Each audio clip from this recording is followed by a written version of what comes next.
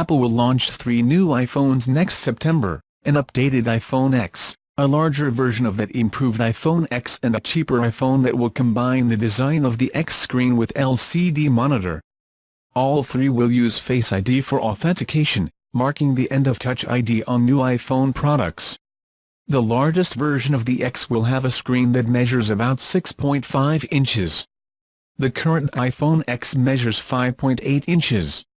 Apple is testing prototypes of the largest model with a screen resolution of 2688 x 1242. That larger canvas will likely result in Apple bringing some of the features of the split-view software of the Plus iPhones.